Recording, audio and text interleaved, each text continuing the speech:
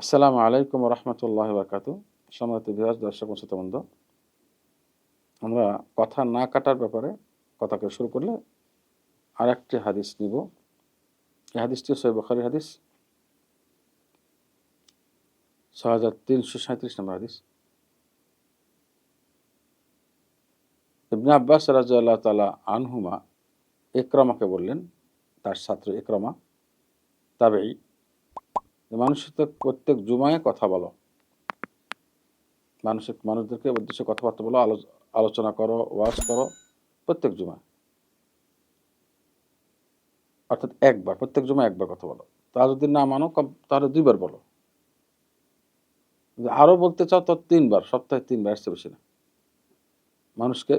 মানুষ বিরক্ত বোধ না করে যেন কোরআনের তাফসিরের ব্যাপারে। তিনি তো ইবনে আব্বাস তো তার তরজমার উম্মাহ ছিলেন, সমস্ত উম্মতের তাফসির কারক ছিলেন, কোরআনের তাফসির কারক, সবচেয়ে বড় তাফসির কারক সাহাবার ইবনে আব্বাস রাদিয়াল্লাহু তাআলা আনহু।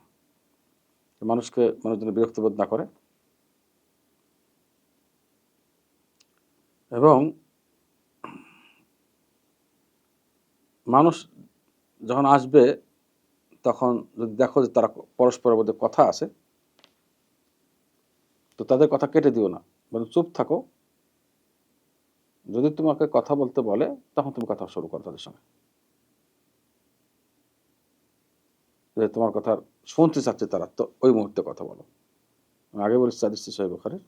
তার মানে তারা কথা বলতেছিল, কথা কেটে দিও না মাঝখানে, যে কথা শেষ করো, মাঝখানে গিয়ে তুমি কথা শুরু করলে এমনটি করো না। তার মানে এখানে খতিবেরও উচিত যে ওখানে গিয়ে সালাম দিয়ে বসে থাকা। সাধারণত আমাদের দেশের নিয়ম অনুসারে সালাম দিয়ে বসে মেম্বারে বসলে, আজানের পর তো কথা বলা এমনি নিষেধ।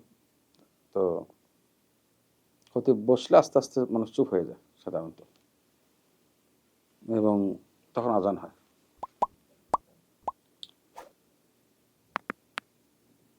আসসালামু আলাইকুম রহমতুল্লাহ বারকাতুহু।